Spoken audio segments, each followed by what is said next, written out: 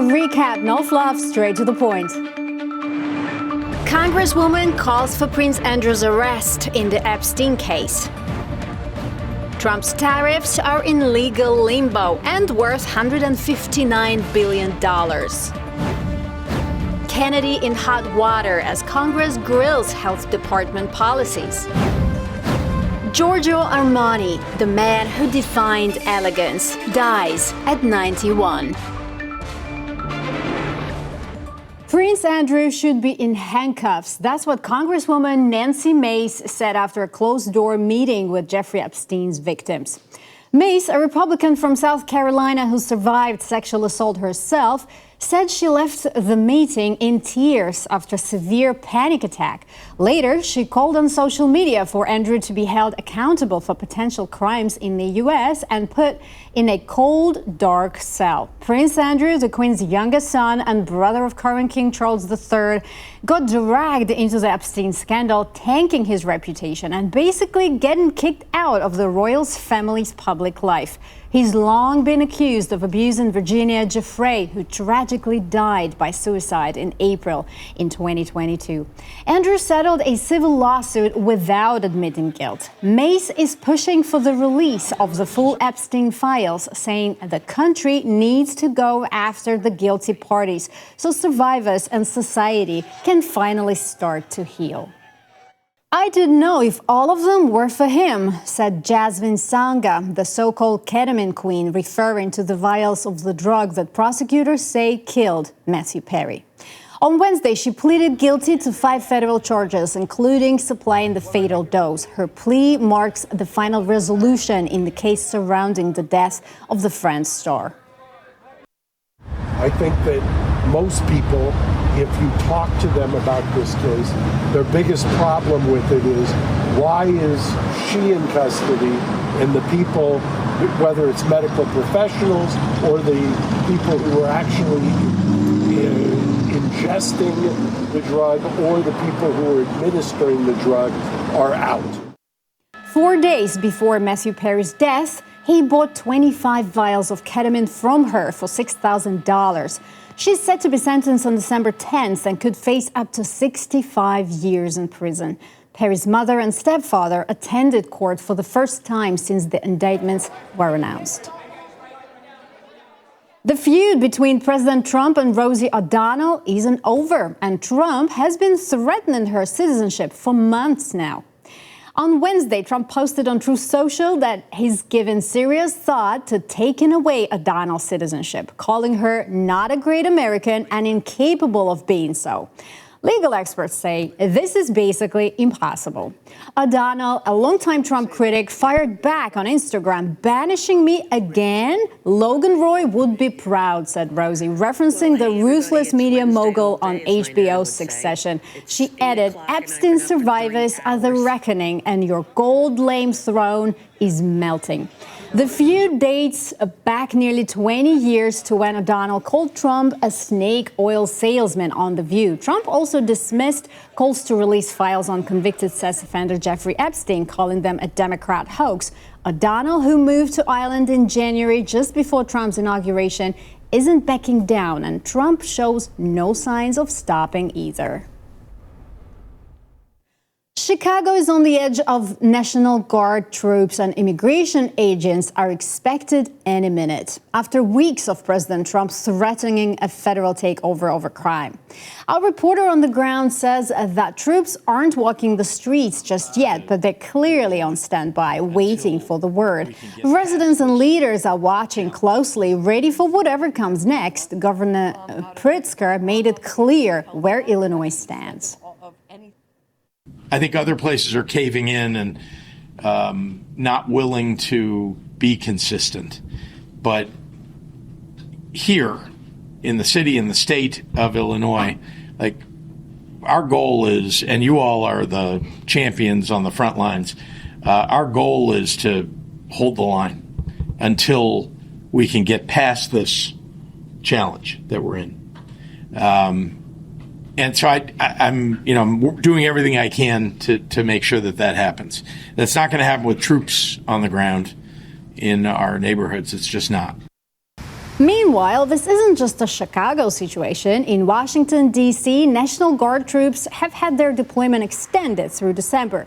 In New Orleans, Republican Governor Jeff Landry has welcomed the idea of federal law enforcement help. New York officials, in the meantime, including Governor Kathy Hochul and the NYPD, are pushing back against any National Guard deployment. Across the country, Trump's plan to send troops to multiple cities is drawing a mix of cooperation and resistance from local leaders.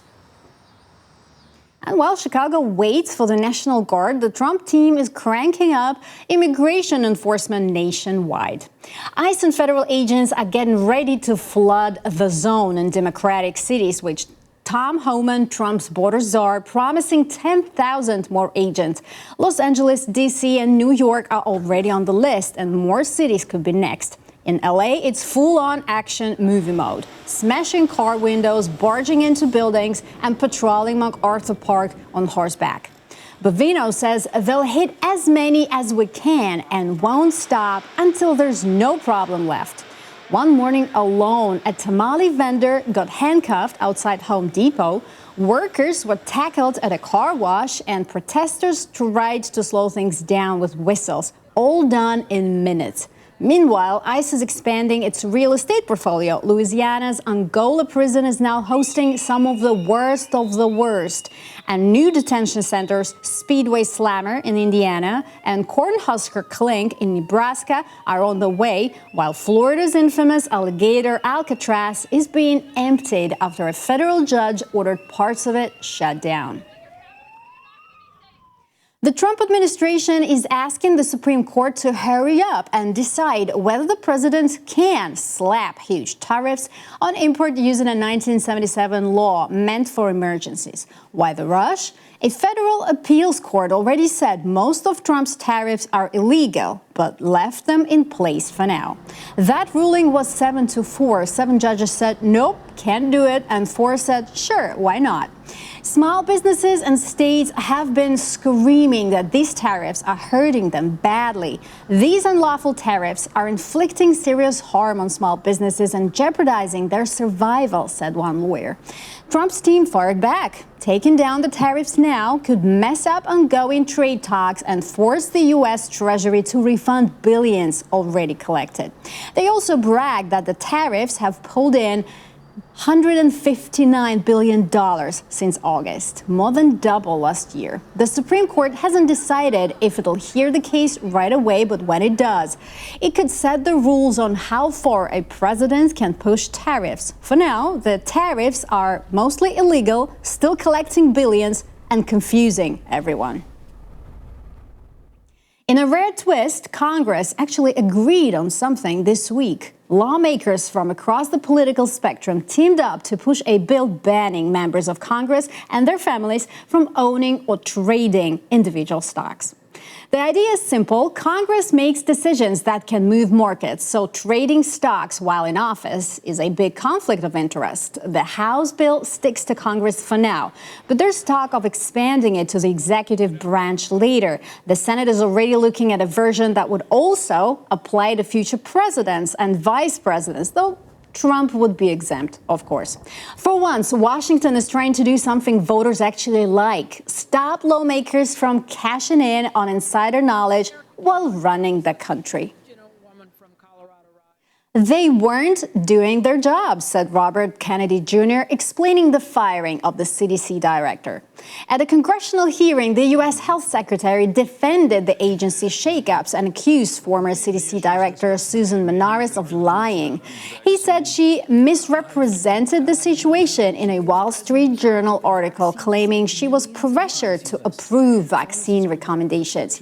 Kennedy had only appointed her a few weeks ago, but now says she and others who were fired just weren't doing their jobs. This is a national security issue. When my uncle was president, we spent zero on chronic disease.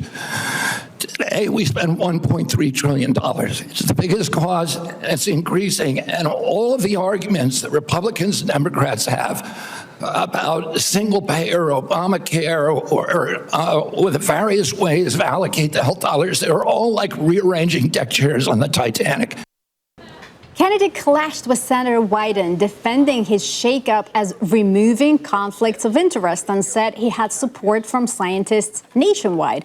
In the meantime, top medical groups warn his policies could raise vaccine-preventable disease rates. And Florida might be the first state to find out what happens when you mess with vaccines. That's right, no more mandates, the rules that have kept kids and adults from catching every nasty bug out there. State Surgeon General Joseph Ladapo calls vaccine requirements immoral and says parents should get to decide what goes in their kids' bodies, even if science says otherwise. This move fits perfectly with the anti-vaccine chaos already shaking up the federal government under Robert Kennedy Jr. Under DeSantis, Florida dodged COVID mandates, kept schools closed, and never made shots mandatory for workers. Now DeSantis is rolling out a Make America Healthy Again commission to let parents make all the medical calls, promote safe and nutritious food, and challenge what they call medical orthodoxy. Signs become optional in Florida, and the state is about to find out the consequences. Harvard just scored a big win against the Trump administration. A federal judge says freezing $2.6 billion in research funding is totally unconstitutional.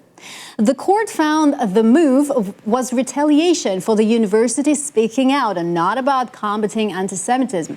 The judge also blocked the administration from imposing similar conditions in the future. Harvard hailed the decision as a win for free speech and academic freedom, while the White House said it plans to appeal. Meanwhile, agencies are required to resume processing the frozen funds unless an appeals court intervenes. The fashion world just lost a legend. Giorgio Armani has died at 91. He was the man behind the power suit, the red carpet glamour, and that effortless less is more style. Armani passed away at home just weeks before his brand's 50th anniversary. He's already missed Milan Fashion Week this summer while recovering from illness. From Richard Gere in American Gigolo to Anne Hathaway at the Oscars, Armani dressed Hollywood for decades. His relaxed jackets and muted colors turned into a global empire worth billions, and he never gave up control of his company. Armani once said, "I design for real people." That simple idea sure made him unforgettable. Hurricane Kiko is showing its strength in the Pacific. It's now a Category 4 storm with winds up to 145 miles an hour. That's very strong, obviously, but the good news is Kiko is far out at sea and not hidden land. Right now, it's about 1,500 miles east of Hawaii, moving slowly west. Forecasters say it could get even stronger, but its power will likely go up and down over the next few days.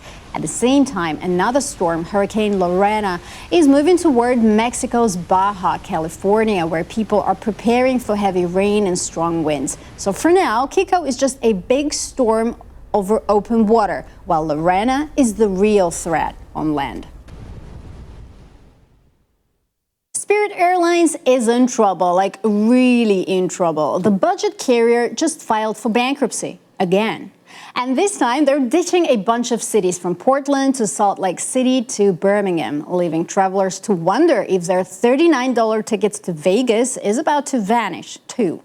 Meanwhile, the vultures are circling. United and Frontier are swooping in with new flights, basically saying, don't worry, if Spirit ghosts you, we've got you. United even announced extra routes out of places like Fort Lauderdale and Orlando.